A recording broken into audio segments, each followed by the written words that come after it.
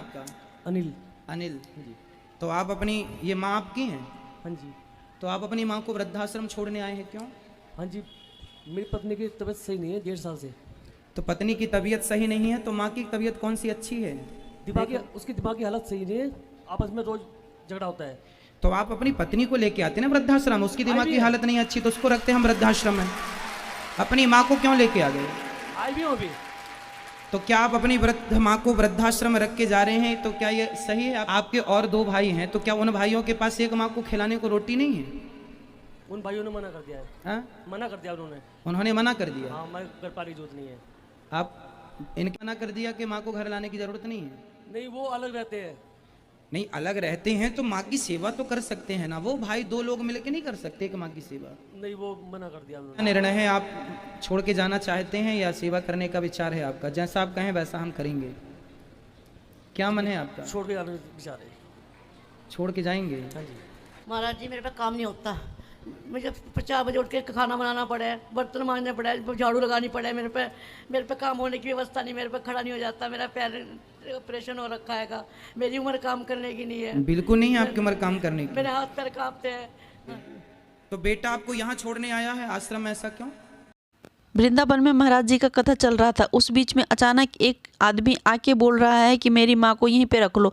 इन माँ के 3 बच्चे हैं, पर तीनों में से कोई रखने को तैयार नहीं। महाराज जी ने बहुत समझाने की कोशिश की, पर इसने एक भी बात नहीं मानी। उसने बोला कि आखिरी निर्णय मेरा यही है कि अपनी माँ को छोड़ना चाहता हूँ। गुरुजी ने कैसे बेइज्जती की इस भरी सभा में, पूरे इतने भक्त के सामने कैसे बेइज्जती की, देखिए इस वीडियो में। वृद्धाश्रम में बेटा छोड़ने आया है, क्यों?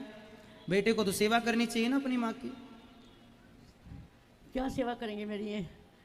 ये क्या सेवा करेंगे? ये इन्हीं का पेट भर जाओ, अपनी रोटी अपने पेट भर लो। मेरा पेट क्या भरेंगे ये? बात कराइए मुझसे। क्या नाम है आपका? अनिल। अनिल जी। तो आप अपनी ये माँ आपकी हैं? हाँ जी। तो आप अपनी माँ को वृद्धाश्रम छोड़ने आए हैं, क्यों? हाँ जी, मेरी पत्नी की तबीयत सही नहीं है 1.5 साल से। तो पत्नी की तबीयत सही नहीं है तो माँ की तबीयत कौन सी अच्छी है? उसकी दिमागी हालत सही नहीं है, आपस में रोज झगड़ा होता है। तो आप अपनी पत्नी को लेके आते ना वृद्धाश्रम, उसकी दिमाग की हालत नहीं अच्छी तो उसको रखते हम वृद्धाश्रम में, अपनी माँ को क्यों लेके आ गए? आई भी हूँ अभी। तो क्या आप अपनी वृद्ध माँ को वृद्धाश्रम में रख के जा रहे हैं, तो क्या ये सही है? आपके बच्चे क्या सीखेंगे इससे? आपके बच्चे, अब कितने बच्चे हैं आपके? ये तो हमारे खाना ही जाने जी, क्या हूँ मैं इस स्थिति में, मेरी हालत क्या है इस टाइम, मैं क्या हूँ, क्या कर रहा हूँ। अच्छा ये बताइए, जब आप छोटे थे तब आपकी माँ आपकी सेवा करती थी, नहलाना धुलाना तेल मालिश सब किया? फिर अब माँ बूढ़ी होगी तो क्या उनकी सेवा करना आपकी जिम्मेदारी नहीं है? हम इनके रिश्ते में क्या लगते हैं? जब हम बिना लगे कुछ, बिना खून का रिश्ता कि हम सेवा कर रहे हैं, तो आप तो खुद की सगी औलाद हो, आपको तो सेवा करना चाहिए। कल आपका बेटा आपको बाहर निकाले, फिर कल आपकी जो पत्नी कहाँ, आपकी पत्नी कहाँ है? वो चल नहीं पाती, बिना सारे चल नहीं पाती। आपके और 2 भाई हैं, तो क्या उन भाइयों के पास एक माँ को खिलाने को रोटी नहीं है? उन भाइयों ने मना कर दिया है। हाँ? मना कर दिया उन्होंने मना कर दिया। हाँ, मैं घर पाली जरूरत नहीं है। आप इनके मना कर दिया कि माँ को घर लाने की जरूरत नहीं है? नहीं, वो अलग रहते हैं। नहीं, अलग रहते हैं तो माँ की सेवा तो कर सकते हैं ना, वो भाई 2 लोग मिलकर नहीं कर सकते कि माँ की सेवा? नहीं, वो मना कर दिया उन्होंने। देखो जरा, एक माँ ने 3 बच्चों को पाल पोस के बड़ा कर दिया, इतना योग्य बना दिया, पर तीनों मिलकर एक माँ की सेवा इस उम्र में नहीं कर पाते जब माँ जिंदगी के आखिरी पड़ाव में। और आप अपनी माँ को लेके आ गए वृद्धाश्रम, कभी सोचा भी नहीं कि आप ये सही करने जा रहे हैं या गलत करें? हमें कोई दिक्कत नहीं है, ये दास अनिरुद्ध तो माँ की सेवा, 3 बेटे आप हैं, 4था बेटा ये दास बन के सेवा करेगा, हम तो करेंगे, हमें आपत्ति नहीं है। पर आप अपने हृदय से पूछिए कि आप ये सही कर रहे हैं? अपनी माँ को वृद्धाश्रम छोड़ के जा रहे हैं, ये सही है? पढ़े लिखे तो होंगे आप, क्या ये शोभनीय है? भैया आपसे सवाल है, क्या आप अपनी माँ के साथ अन्याय कर रहे हैं? ऐसी भी क्या मजबूरी है कि आप अपनी माँ की सेवा नहीं कर सकते? अरे जिस माँ ने आपको अपनी गोद में लिटा करके अपना आंचल का दूध पिलाया है, जिसने आपकी तेल मालिश की है, उंगली पकड़कर आप सबसे पहले अपनी माँ की ही चले होंगे, और आज आप इतने भी कमजोर नहीं हैं कि आप अपनी पत्नी और अपनी माँ का ख्याल ना रख पाए। जब हम कमा के 250 माताओं की सेवा कर सकते हैं, तो आप अपनी एक माँ की तो सेवा कर सकते हैं। इतना हाथ पांव चल रहे हैं आपके, आप अपाहिज नहीं हैं क्या? माँ के लिए 2 रोटी इस उम्र में नहीं खिला सकते आप? क्या मजबूरी है आप बताइए? आपकी क्या मजबूरी है ऐसी कि आप माँ की सेवा नहीं कर पा रहे हैं? आप माँ की उंगली पकड़ के चलना सीखे थे, याद नहीं आते आपको वो दिन? आप अपनी माँ के बिना, जब आप छोटे थे तो आपकी माँ आपके बिना 1 घंटा नहीं रह पाती थी। आप कैसे रह लेंगे अपनी माँ के बिना? कैसे रहेंगे अपनी माँ के बिना? इस उम्र में जब माँ बिल्कुल अंतिम पड़ाव में चल रही हैं, कितनी जिंदगी बची है इनकी बताओ? अभी क्या ये 100 साल जिएंगी? इस उम्र में बेटा बहू का प्यार चाहिए होता है, नाती पोतों का प्यार चाहिए होता है। सम्मान की 2 रोटी देते जाते तो वहीं से कथा सुन के अपना मैया हम तो रखेंगे, हमें आपत्ति नहीं है, पर आप अपने हृदय से पूछिए कि कल यही घटना आपके साथ होगी तब आप क्या करेंगे? कल आपका बेटा आपको वृद्धाश्रम भेजेगा, फिर आप क्या करेंगे? और ये होगा क्योंकि ईश्वर के घर देर है। जैसा करते हैं वैसा भोगना पड़ता है। क्या कहना है आपको? एक पिछले वाले बेटे ने कहा है, अगर मेरे को ना तो मुझे फ़ोन करने की ज़रूरत है और ना मेरे घर पे आने की ज़रूरत है, मेरे घर में झगड़ा होता है तुम्हारे आने से। बेटे ने कहा? हाँ जी, पिछले इसके छोटे इसके बड़े भाई ने। और कोई मुझे रखने को तैयार नहीं है। ये है मैं मुझे काम नहीं करता, काज नहीं करता, ये सब कुछ नहीं जाएगी। इसकी बीवी है जावे अब आई जाएगी, तबीयत खराब हो रही उसकी। तो उसने पिछले वाले लड़के ने 50,000 रुपये इसकी बीवी के ऊपर लगाए अस्पताल में जगाधरी में। तो उसने कह रहा मैंने 1 लाख बोला तेरे पैर पे लगा, तेरे पैर का ऑपरेशन हुआ था और 50,000 के ऊपर लगा। ATM ले लिया उन्होंने मेरे से।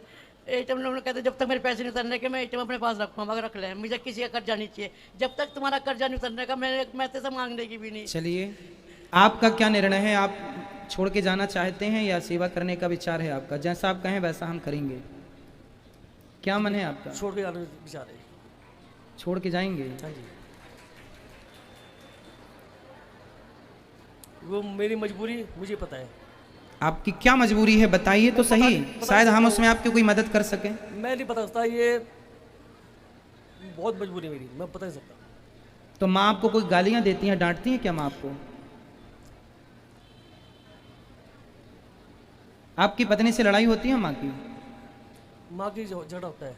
माँ का और पत्नी का आपकी झगड़ा होता है, सास बहू का झगड़ा होता आज है। वो उसको दिमाग में ही नहीं आता है, ये सास है मेरी, वो मुझसे ऐसी झगड़ती है, लड़की से ऐसी बोलती है। तो आपकी पत्नी आपसे भी झगड़ा करती है? हाँ जी, लड़की से भी बोलती है। तो आपकी माँ से भी करती है? बराबर, उसको ये नहीं पता। तो फिर उसे भी वृद्धाश्रम भेजो ना, उसे अपने संग रखेंगे माँ को वृद्धाश्रम, उनको भी छोड़ देना, हम उनकी भी कर लेंगे सेवा। बस मैं तो दोनों को ले गया हूँ। पत्नी जब आपसे भी लड़ती है और आप समर्थ हैं, समझाओ अपनी पत्नी को। कौन पत्नी नहीं लड़ती सास से? हर घर में सास बहू का झगड़ा होता है। इसका मतलब ये थोड़ी कि बेटा माँ का हाथ पकड़े और ले जाके वृद्धाश्रम में रख दे के लो हमारी पत्नी से तुमने झगड़ा की इसलिए हमने उठा के तुम्हें भेज दिया। अरे सबके घर में झगड़ा होता है, जहाँ 4 बर्तन होते हैं खटापटी चलती रहती है।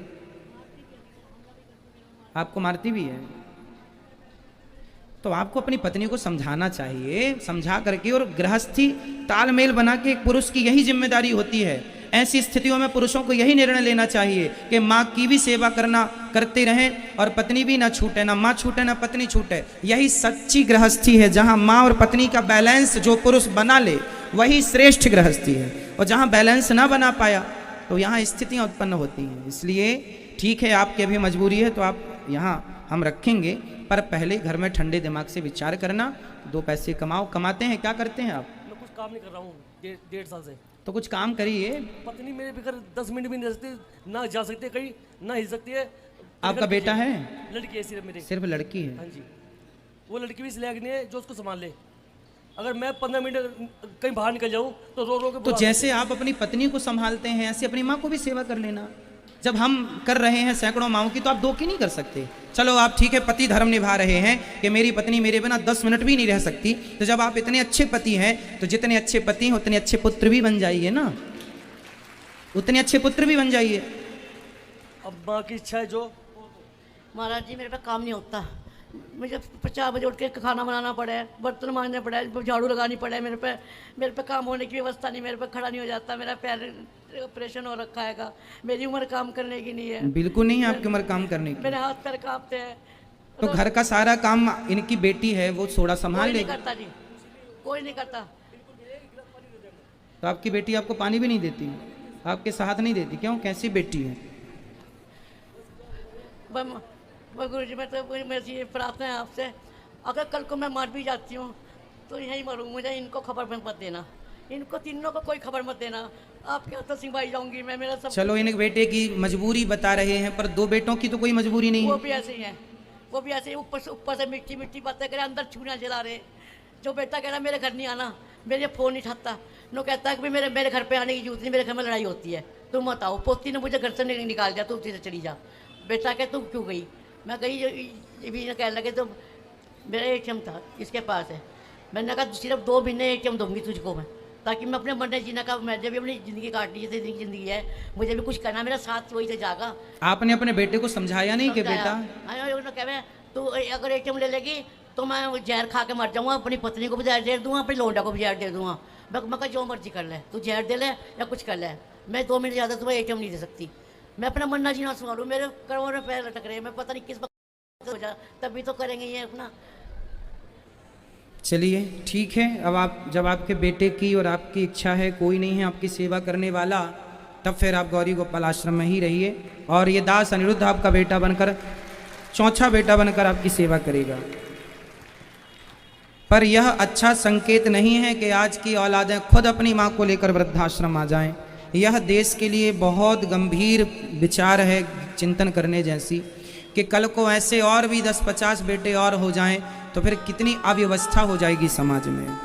ऐसे बेटे नहीं, 3 बेटे हैं पर एक भी बताओ सेवा करने को तैयार नहीं है। भगवान आपको सद्बुद्धि दें, और सद्बुद्धि के साथ साथ भगवान आपको सेवा करने की शक्ति दें।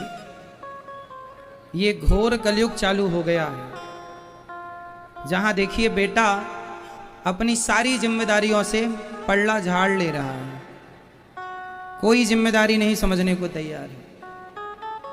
इसलिए आप लोगों से ये दास अनिरुद्ध कहा करता है कि आप लोग जो सहयोग करते हैं उसी से इन माताओं की सेवा होती है। इसलिए अब इन माँ के बेटे ने जब साथ नहीं दिया तो आप इनके बेटे बनकर साथ जरूर दीजिएगा, आप इनकी बेटी बनकर साथ दीजिएगा, आप इनके अपने बनकर साथ दीजिएगा, क्योंकि ये दास अनिरुद्ध भी आप सबके सहयोग से ही इन वृद्ध माओं की सेवा करता है। और आपसे यही प्रार्थना करता हूँ कि आपको कुछ देने के लायक बनाया है विधाता ने, तो इन माओं के लिए अब ये आश्रम पूरा भरा है, यहाँ पे माताओं के रहने की अभी बिल्कुल जगह नहीं है, क्योंकि आश्रम पूरा माताओं से भरा पड़ा है। 260 माताएं हैं, ये 261वीं माता है।